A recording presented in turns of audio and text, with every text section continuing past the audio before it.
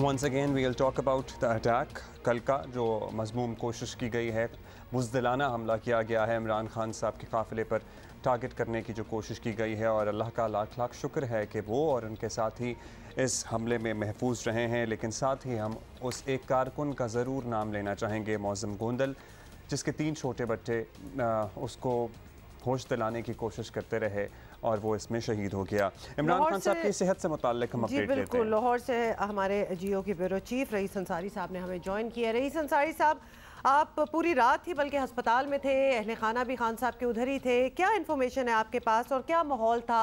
खान साहब का क्या हाल है? देखिए, सबसे पहली बात यह है कि जो इमरान खान है वो बिल्कुल जो है वो इस वक्त सही कंडीशन में है। ये कह सकते हैं कि जिस तरह आप लोग हैं या मैं हूँ इसी कंडीशन में है, ऐसी ख़तरे वाली कोई उनकी बात नहीं है। दूसरी बात, जब मैं वहाँ मौजूद था तो जो हॉस्पिटल की जो चीफ़ एग्जेक्टिव हैं डॉक्टर फैसल, उनकी मेरे से 2 बार बात हुई है और उन्होंने मीडिया से भी बात की थी। तो जब हमने खबर ब्रेक की थी कि इमरान खान को एक नहीं 2 जगह पर गोलियाँ लगी हैं, दाएँ टांग की रान में लगी है और दूसरी जो है उनको पिंडली में लगी है। जब हमने फैसल साहब से पूछा कि क्या उनको 2 गोलियां लगी हैं, तो उन्होंने ये कहा 1 से ज़्यादा लगी है, यानी उन्होंने ये बात कंफर्म कर दी कि 2 जगह हैं। लेकिन उन्होंने जो बात की है उसमें बहुत ही तहकीकात करने की ज़रूरत है, क्योंकि जो गोली वो जो नवीद चला रहा था वो 9 mm की लग रही है।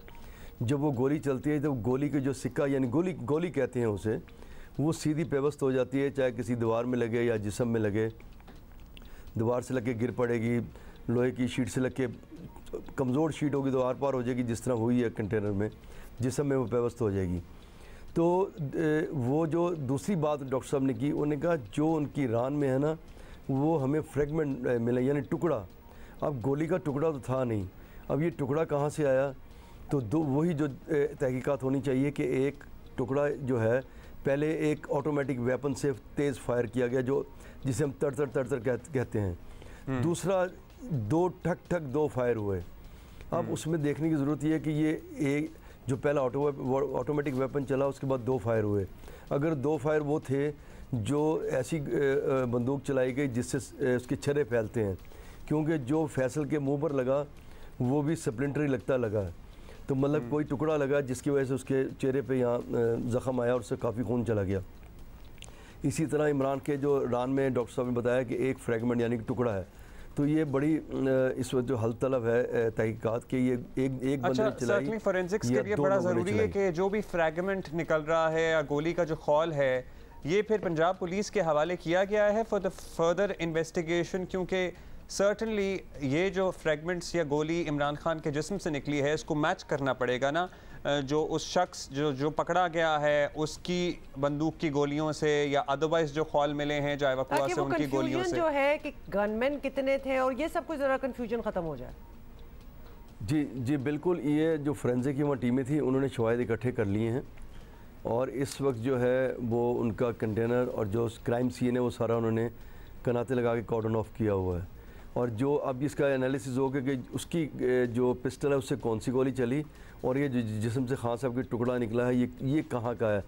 ये भी हो सकता है कि जब वो गोली चली है और उसने वो चीर के निकली है उसको कंटेनर की शीट को, तो उसका टुकड़ा जो साथ निकलता है तो वो भी गोली की तरह निकलता है, वो ना पेवस्त हो गया हो, वो लोहे की शीट। अच्छा, परवेज़ इलाही साहब वज़ीर आला हैं पंजाब के और पंजाब की हुदूद में वाक़या हुआ, कब तक हम एक्सपेक्ट करें कि पंजाब के IG पुलिस या फिर दीगर हुक्काम या पंजाब के वज़ीर दाखिला या वज़ीर आला इस बारे में कोई ब्रीफ करें, कोई प्रेस कॉन्फ्रेंस करें और बताएं कि उनकी फोरेंसिक टीमों ने जो बड़ा जदीद निज़ाम पंजाब में मौजूद है अब तक क्या कंक्लूड किया है? देखिए, बिल्कुल सही कहा आपने कि दुनिया में जहाँ ऐसे वाक़यात होते हैं, इस वाक़े को गुज़रे तकरीबन ये कह लेंगे अब कई घंटे हो चुके हैं, तकरीबन कोई 15-16 घंटे हो चुके हैं।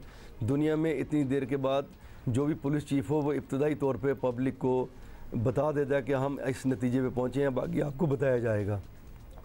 लेकिन अभी तक ना वज़ीर आला, ना ही IG पुलिस, ना ही वहाँ का जो RPO है या CPU है वो किसी को भी कुछ बताने से कासिर है।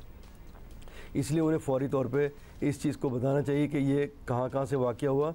और आपको एक और बात बताते चलें कि इसी 1 नवंबर को CPO गुजरांवाला की जानिब से एक बाकायदा थ्रेट लेटर जारी किया गया था जी, और उसमें कहा गया था कि इस तरह इस पर हमला हो सकता है, इनको जो गुजरांवाला में एंटर होने से पहले इनको बाकायदा बुलेट प्रूफ शीट्स लगा देनी चाहिए। जी। तो अब इस बात की भी तहकीकात होनी चाहिए कि अगर CPO ने ये खदशा ज़ाहिर किया और बाकायदा एक लेटर जारी किया तो गुजरांवाला से जब एंटर हुए तो वहाँ पर उनसे पहले बुलेट प्रूफ जो है शीट्स क्यों नहीं लगाई गई। अच्छा वो तो CPO भी कह रहे हैं, एजाज चौधरी इनके अपने पार्टी रहनुमा भी कह रहे हैं। जी बिल्कुल, इनफैक्ट अब अगर हम देखते हैं इस तनाज़र में देखते हैं उनका कंटेनर जो था तो वो बिल्कुल भी प्रोटेक्टेड नहीं था, जितनी पब्लिक में खान साहब फिर रहे थे और ऑब्वियसली उनका एक वो अपना एक मखसूस स्टाइल भी है कि वो काफ़ी क्लोज होना चाहते हैं अवाम के साथ। अब वो प्रोटोकॉल तो चेंज होगा। ये बताइए कि जब आपकी वहाँ आप हस्पताल में थे, ऑब्वियसली उनके अहल खाना भी वहाँ थे, असद उमर साहब भी वहाँ से एक इन्फॉर्मेशन लेके निकले और फिर उन्होंने दो तीन नाम भी लिए हैं। तो खान साहब का जो सर्जरी थी और जो ऑपरेशन सर्जरी की बात हो रही है, तो क्या अंडर जनरल एनेस्थीसिया उनकी सर्जरी हो रही थी, उससे उनके ज़ख्म की नौयत का भी पता चल जाएगा, या फिर लोकल में ही उनका जो मामला है सारा उसमें ही निमट गया है? इन देखिए, बिल्कुल आपने बड़ी अच्छी बात की कि इमरान खान जब उनको हॉस्पिटल लाया गया तो पहले उनको रेडियोलॉजी डिपार्टमेंट में लेके गए। वो ग्राउंड फ्लोर पर है और वहाँ पहले उनका CT स्कैन और एक्सरे किया गया। उसके बाद फर्स्ट फ्लोर पर उनको थिएटर में ले जाया गया। थिएटर में उनको अंडर GA नहीं थे, अंडर लोकल एनेस्थीसिया, मतलब जहाँ ज़रूरत पड़ी उसके लोकल के ज़रिए उनके जो है ज़ख़म देखे गए और उनको जो भी इलाज फराम किया गया वो अंडर लोकल हुआ है, उनको बेहोश नहीं किया गया। अंदर जो लोग जिनको वो बुला रहे थे उस वक्त मेरे सामने उनके सिर्फ ख़ानदान के लोग बैठे थे। जब मेरे सामने अंदर बुलाया तो उन्होंने असद उमर को बुलाया और असलम इकबाल को बुलाया। वो तकरीबन 3-4 मिनट के बाद वापस आए तो फिर दोबारा असलम इकबाल को बुलाया गया, वो अंदर गया। और असलम इकबाल जब बाहर आए तो मैंने उनसे पूछा कि इमरान ने आपको क्या पैगाम दिया, तो उन्होंने कहा नहीं मैं बता नहीं सकता, मुझे इजाज़त नहीं है बताने की। तो वो जो पैगाम लेकर आए थे थोड़ी देर बाद उन्होंने मीडिया पर आके वो अपना पैगाम इमरान खान का जारी कर दिया। अभी आपने एक बात की थी बड़ी अच्छी कि ये इंतशार फैल रहा है और मुल्क में हंगामे हो रहे हैं, तो इस हंगामे को रोकने के लिए तो एक ही शख्स है, वो इमरान खान। वो इस वक्त जिनसे चाहता है वो मिलते हैं और जिनसे चाहते हैं वो बात कर रहे हैं। तो जिस तरह उन्होंने जब वो उनको वहाँ पर गोली लगी या जो टुकड़ा लगा, जब वो उतर रहे थे तो उन्होंने अपने भांजे को ये कहा कि मुझे मैं ख़ुद उतर जाऊँगा पकड़ के, लेकिन मुझे उठाकर गाड़ी में मत डालना कि लोग अगर ये समझेंगे मुझे उठाकर आप गाड़ी में ले जा रहे हैं तो पैनिक ना हो। एक अच्छी बात की उन्होंने कि लोगों में पैनिक ना फैले, तो उन्हें चाहिए कि वो वहाँ से एक मैसेज दें इन्हीं के ज़रिए कि हमारा मुल्क है, हम इसके सब निगहबान हैं। तो इस किस्म के जो हंगामे कर रहे हैं, सड़कें रोक रहे हैं या टायर आग लगा रहे हैं, वो ऐसी इंतशार ना फैलाएँ, हम खुद आ जाएंगे, फिर आके दोबारा उनके साथ चलेंगे। तो दूसरी बात जो आपने पहले पूछी थी, तो इमरान खान जो है इनकी कंडीशन बिल्कुल स्टेबल है और जहाँ तक रात हमें उन्होंने कहा था कि इन्हें रिकवरी रूम में रखेंगे, लेकिन इमरान खान मेरे ख्याल ख़ुद भी घर जाना चाह रहे हैं। हो सकता है कि आज उन्हें घर भेज दिया जाए, अगर आज ना भेजा गया हो जाएगी। अच्छा रईस साहब, एक और बात भी कि हम ये जानना चाह रहे हैं, असेस करना चाह रहे हैं कि अभी और कितने दिन वो प्रॉब्ली आराम करेंगे और उन्हें करना भी चाहिए। कोई प्लास्टर वगैरह तो नहीं हुआ उनकी टांग पे, सिर्फ बैंडेज ही हुई भी है गालिबन, ऐसे ही है? जी बिल्कुल आपने सही कहा। जो हमें डॉक्टर साहब ने बताया था कि क्योंकि जो गोली पिंडली में थी उसने कोई हेयर लाइन फ्रैक्चर भी नहीं हुआ या ना या उनकी हड्डी टूटी है। वो एक गोली जो है उनकी जो दाई जो पिंडली की 2 हड्डियों में से एक दाई हड्डी होती है उस पर उसने ज़रब लगाई है, लेकिन वो ऐसी डैमेज नहीं है कि उससे वो उसको प्लास्टर करके उसे 2-3 माह बांध दिया जाए। लेकिन डॉक्टर से ये कहना था क्योंकि ज़ख़म है, ज़ख़म हील होने में टाइम लगता है, तो मेरा ख्याल है 10 से 15 दिन तो वो अभी सही तरह पाँव नहीं रख सकेंगे। उसके बाद डॉक्टर की एडवाइस के बाद ही पाँव रखेंगे, क्योंकि डॉक्टर्स जो है उनको देख रहे हैं और आज भी एग्जामिन करेंगे उनको कि उनका ज़ख़म जो है वो कितना उनको ठीक है। उसके बाद ही उनको डिस्चार्ज किया जाएगा, उनको घर ले जाया जाएगा।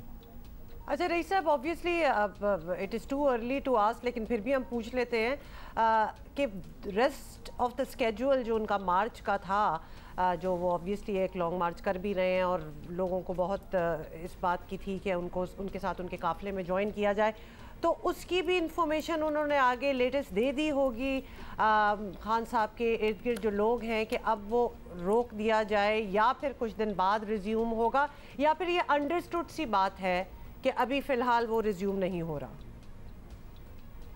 देखिए वो आपने उनकी जो मुख्तलिफ ऑप्शन है उनके ज़ेर गौर, उनका ये कहना है कि एक कुछ लोगों का ये कहना है कि ये जो है हमारा लॉन्ग मार्च ये कंटिन्यू रहना चाहिए, जैसा कि हमने कहा, क्योंकि इमरान खान अब शामिल नहीं हो सके। तो एक वहाँ सोच ऐसी भी है कि लॉन्ग मार्च कंटिन्यू करें और जहाँ पर पॉइंट पे तकरीर करनी होगी तो इमरान खान जो हैं वो वाया वीडियो लिंक खिताब करेंगे। तो इनकी एक सोच है कि लेके चला जाए, क्योंकि ये भी सोच रहे हैं कि अगर वो लेके इसको चलते हैं तो पब्लिक तो इमरान खान के साथ चलती है, वरना पब्लिक नहीं आती। तो वो उनका ये सोच है कि इसको रोका ना जाए, एक सोच ये है कि उसको रोका ना जाए, उसको लेके चलें और जो जो पॉइंट ऐसे हों जहाँ तकरीर हो तो वहाँ इमरान खान से वीडियो लिंक के ज़रिए ख़िताब कराया जाए, ताकि उनका पैगाम जिस तरह पहुँचाना चाह रहे हैं, जो सिस्टम उन्होंने ये बनाया था कि लोगों को मोबलाइज़ करना इस्लामाबाद के लिए, उन्होंने ये सिस्टम बनाया था कि आप जितना ये जिस शहर में ये लॉन्ग मार्च गुजरेगा वो लोग पीछे चले जाएंगे और बाद में इस्लामाबाद आएंगे। वो लोगों को रास्ते में मोबलाइज़ करते जा रहे हैं और हर 5-4 किलोमीटर के बाद वो खिताब करते हैं। तो वो जो मोबलाइज़ करने का तरीका है वो ये ढूंढ रहे हैं कि जब जो मार्च चलता रहेगा तो इमरान खान को एक बड़ी स्क्रीन पे वीडियो लिंक के जरिए खिताब कराया जाएगा, ताकि लोग सुने। उसका मुशावरती इजलास भी रईस साहब अभी हमने बताया था कि होगा पीटीआई का, तो और क्लैरिटी आ जाएगी। आज होगा जी बहुत शुक्रिया आपका रईस साहब। फ़िलहाल आपने हमें काफ़ी इन्फॉर्मेशन दी है उनकी सेहत से मुताल्लिक पर्टिकुलरली, और ये भी बात दुरुस्त है कि अगर इस वक्त कोई भी पर्टिकुलरली पाकिस्तान तहरीक इंसाफ के कारकुनान इमरान खान के चाहने वालों को तसल्ली दे सकता है, दिलासा दे सकता है, उनको सब्र की तलकीन कर सकता है, उनको ये कह सकता है कि पाकिस्तान सबसे इम्पॉर्टेंट है, पाकिस्तान में इंतशार किसी कॉस्ट पे नहीं फैलना चाहिए, तो वो इमरान खान ही हैं।